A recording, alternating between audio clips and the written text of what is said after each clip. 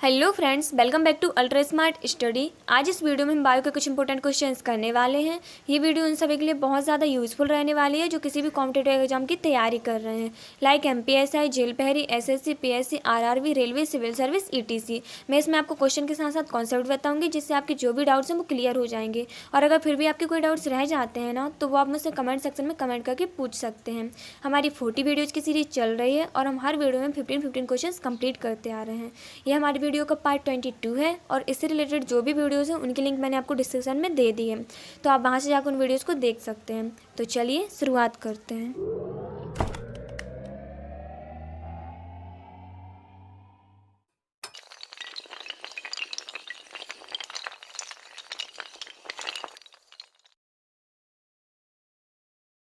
Okay friends, 316 question आपकी screen पर ये रहा। सड़क पर चलने की अपेक्षा बर्फ पर चलना कठिन है क्योंकि बर्फ सड़क से सख्त होती है या सड़क बर्फ से सख्त होती है। जब हम अपने पैरों से धक्का देते हैं तो बर्फ कोई प्रतिक्रिया व्यक्त नहीं करती या फिर बर्फ में सड़क की अपेक्षा घर्षण कम होता है। तो जो आपका करेक्ट आंसर होगा, जो आपका राइट आंसर होगा, वो क्या होगा? वो होगा आपका फोर्थ। बर्फ़ में सड़क की अपेक्षा घर्षण कम होता है। तो आप लोगों ने ऑब्वियसली देखा होगा कि जो बर्फ़ होती है वो कितनी चिकनी चिकनी होती है, उस पर चलते हैं तो स्लिप हो जाते हैं पैर।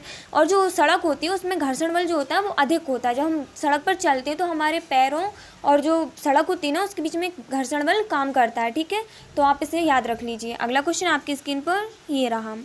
एक नदी में चलता हुआ जहाज समुद्र में आता है तब जहाज का स्तर पहले जितना होगा थोड़ा ऊपर आएगा, थोड़ा नीचे आएगा, ऊपर या नीचे होगा, जो उसमें पड़े हुए भार पर निर्भर करता है। तो इसका आपका करेक्ट आंसर क्या होगा? इसका आपका करेक्ट आंसर होगा सेकंड।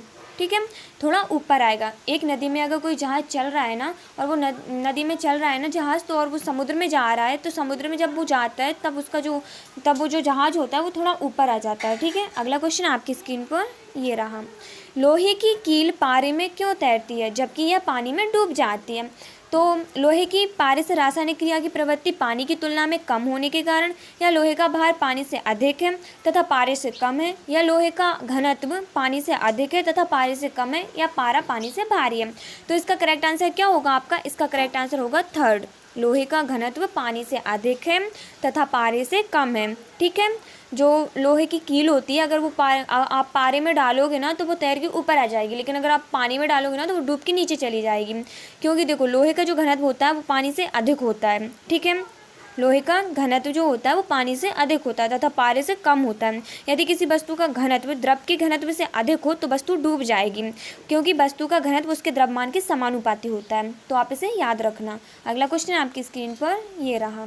पानी का घनत्व अधिकतम होता है 100 डिग्री सेल्सियस पर, 4 डिग्री सेल्सियस पर, 0 डिग्री सेल्सियस पर, या -4 डिग्री सेल्सियस पर। तो इसका आपका जो करेक्ट आंसर होगा वो क्या होगा? 4 डिग्री सेल्सियस पर। जो जल होता है हमारा, वाटर जिसे हम पानी बोलते हैं, उसका जो घनत्व होता है ना वो अधिकतम कब होता है? 4 डिग्री सेल्सियस पर। तो इसे आप याद रखना। ठीक है, अगला क्वेश्चन आपकी स्क्रीन पर ये रहा। एक वस्तु की मात्रा बदलने पर अपरिवर्तित रहेगा उसका आयतन, उसका भार, उसका द्रव्यमान या उसका घनत्व।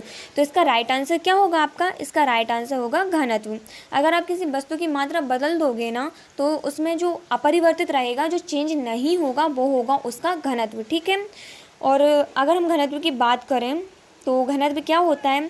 किसी पदार्थ के इकाई आयतन में निहित द्रव्यमान को उस पदार्थ का घनत्व कहते हैं, उसकी डेंसिटी कहते हैं। ठीक है, और इसे हम किस से प्रदर्शित करते हैं? अगर इसके सिंबल की बात करें तो इसे स्मॉल डी से प्रदर्शित किया जाता है। तो इसे भी आप याद रखना। अगला क्वेश्चन आपकी स्क्रीन पर ये रहा।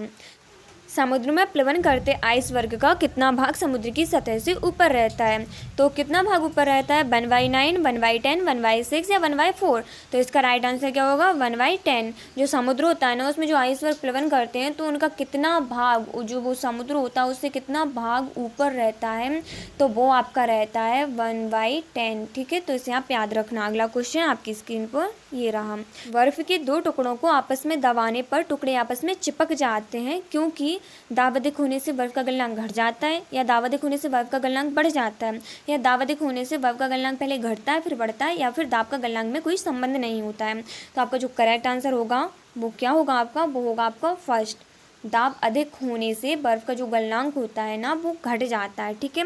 तो इसे आप अच्छे से याद रखना, दाब अधिक होने से जो बर्फ़ का गलनांक होता है ना वो घट जाता है। अब अगर हम बात करें दाब की, तो व्हाट इज़ दाब? ये दाब होता क्या है?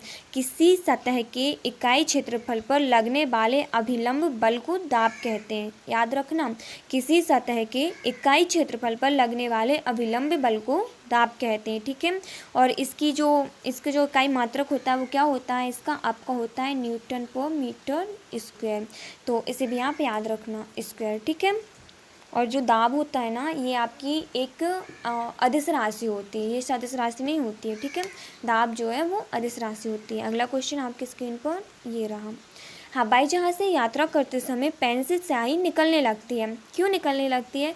वायुदाब में कमी के कारण, या वायुदाब में वृद्धि के कारण, स्याही के आयतन में वृद्धि के कारण, या अत्यधिक भार के कारण। तो इसका आपका जो राइट आंसर होगा वो क्या होगा? आपका वायुदाब में कमी के कारण।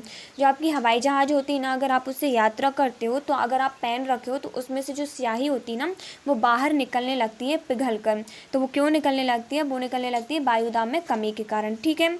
और अगर हम बात करें वायुदाब की, तो व्हाट इज़ वायुदाब? वायुदाब क्या होता है? भूपृष्ठ पर वायुमंडल, जो वायुमंडल होता है ना, वायुमंडलीय दाब या भार, उसे हम वायुदाब कहते हैं। भूपृष्ठ पर वायुमंडलीय दाब या भार को हम क्या बोलते हैं? वायुदाब बोलते हैं। और वायुदाब को मापा इकाई में जाता है। इसे मेज़र किस में किया जाता है? इसे मेज़र किया जाता है बैरोमीटर में या वायुदाबी यंत्र में, ठीक है। सॉरी, वायुदाब मापी यंत्र में। तो आप दोनों चीज़ें याद रखना। अगला क्वेश्चन आपकी स्क्रीन पर ये रहा। ऊंचाई की जगहों पर पानी 100 डिग्री सेल्सियस के नीचे के तापमान पर क्यों उबलता है? क्योंकि वायुमंडलीय दाब कम हो जाता है अतः उबलने का बिंदु नीचे आ जाता है, क्योंकि गुरुत्वाकर्षण कम होता है, पर्वतों पर भारी हवाओं के कारण, या उपर्युक्त में से कोई सही नहीं है। तो आपका जो राइट आंसर होगा वो क्या होगा? वो आपका होगा फर्स्ट, क्योंकि वायुमंडलीय दाब कम हो जाता है अतः उबलने का जो बिंदु होता है ना वो नीचे आ जाता है। जो ऊंचाई वाली जगह होती है ना, जैसे पहाड़ ले लो आप, वहाँ पर पानी 100 डिग्री सेल्सियस के नीचे के तापमान पर उबलता है। क्यों उबलता है? क्योंकि वायुमंडलीय दाब कम हो जाता है वहाँ पर, और जो उबलने का बिंदु होता है ना वो नीचे आ जाता है, ठीक है। अगला क्वेश्चन आपकी स्क्रीन पर ये रहा। साबुन के बुलबुले के अंदर का दाब वायुमंडलीय दाब से अधिक होता है, वायुमंडलीय दाब से कम होता है, वायुमंडलीय दाब के बराबर होता है, या वायुमंडलीय दाब का आधा होता है। तो जो आपका राइट आंसर होगा वो आपका क्या होगा? वो होगा आपका वायुमंडलीय दाब से अधिक होता है। जो आपका साबुन का बुलबुला होता है ना, जैसे साबुन का जो झाग होता है उससे हम जो बुलबुले उड़ाते हैं गुब्बारे टाइप के, उनके अंदर का जो दाब होता है उसके अंदर का वो क्या होता है? वायुमंडलीय दाब से अधिक होता है। और दाब हम पहले पढ़ चुके हैं, क्या बताया था मैंने? कि किसी सतह की इकाई क्षेत्रफल पर लगने वाले अभिलंब बल को दाब कहते हैं, ठीक है। तो यहाँ पे याद रखना। अगला क्वेश्चन आपकी स्क्रीन पर ये रहा। वायुदाब मापी की रीडिंग में अचानक गिरावट इस बात का संकेत है कि मौसम स्थिर तथा शांत होगा, वर्षा युक्त होगा, ठंडा होगा, या तूफानी होगा। तो इसका जो आपका राइट आंसर होगा, जो करेक्ट आंसर होगा वो क्या होगा आपका? वो होगा आपका फोर्थ। जो वायुदाब मापी यंत्र होता है ना, उसकी जो रीडिंग होती है अगर उसमें अचानक गिरावट आ जाती है तो वो क्यों आती है? क्योंकि मौसम जो होता है वो तूफ़ानी होने वाला होता है। जब अगर कोई बिल्कुल शांत मौसम है और वो तूफ़ानी होने वाला है, जैसे तूफ़ान आने वाला है, तो जो आपका वायुदाब मापी यंत्र होता है ना उसकी रीडिंग गिर जाती है, उसमें गिरावट आ जाती है। जिससे साइंटिस्ट वगैरह उन लोगों को पता चलता है कि मौसम तूफ़ानी होने वाला है और वो हम लोगों को न्यूज़ देते हैं, ठीक है। तो ये आप याद रखना। अगला क्वेश्चन आपकी स्क्रीन पर ये रहा।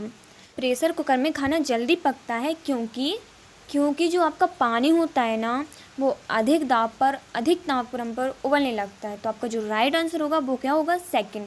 अधिक दाब पर पानी अधिक तापक्रम पर उबलने लगता है, इसीलिए आपका जो प्रेशर कुकर होता है ना उसमें खाना जल्दी पक जाता है, क्योंकि उसके अंदर अधिक दाब होता है और उसमें अधिक दाब है तो उसमें बहुत ज़्यादा ऊष्मा होती है। तो अधिक तापक्रम पर जो जल होता है, पानी होता है, वो बहुत जल्दी उबलने लगता है, ठीक है। अगला क्वेश्चन आपकी स्क्रीन पर ये रहा। हाइड्रोजन से भरा रबर का गुब्बारा वायु में ऊपर जाकर फट जाता है, क्योंकि हाइड्रोजन का भार बढ़ जाता है, वायुदाब बढ़ जाता है, हाइड्रोजन का दाब घट जाता है, या वायुदाब घट जाता है। तो जो आपका राइट आंसर होगा वो होगा आपका फोर्थ।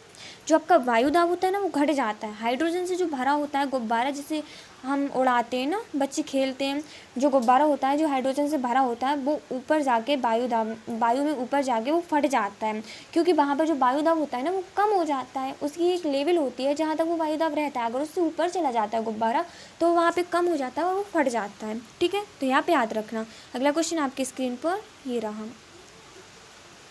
सूर्य में निरंतर ऊर्जा का सृजन किस कारण होता रहता है? नाभ की संलयन के कारण, नाभ की विखंडन के कारण, रेडियो सक्रियता कारण या कृत्रिम रेडियो सक्रियता कारण? तो इसका जो आपका राइट आंसर होगा ना, वो होगा आपका नाभ की संलयन के कारण। जो आपका सूर्य होता है ना, उसमें जो उसकी ऊर्जा होती है, उसका सृजन होता है, उसका जो निर्माण होता है, वो किस कारण से होता है? नाभ की संलयन के कारण। तो अब हम बात करें नाभ की संलयन की, तो व्हाट इज नाभ की संलयन? नाभ की संलयन होता क्या है?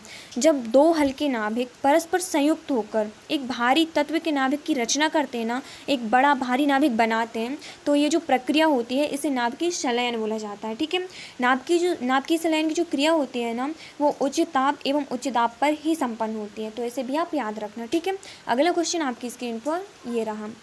चाबी भरी घड़ी में कौन सी ऊर्जा होती है? तो इसका राइट आंसर होगा आपका सेकंड, स्थितिज ऊर्जा। जो चाबी भरी हुई घड़ी होती है ना, जिसमें हम चाबी डालते हैं, भरते हैं, तो उसमें कौन सी ऊर्जा काम करती है? उसमें जो ऊर्जा काम करती है, जो उसमें ऊर्जा होती है, वो होती है आपकी स्थितिज ऊर्जा। ठीक है, तो इसे आप डायरेक्टली याद रख लीजिए।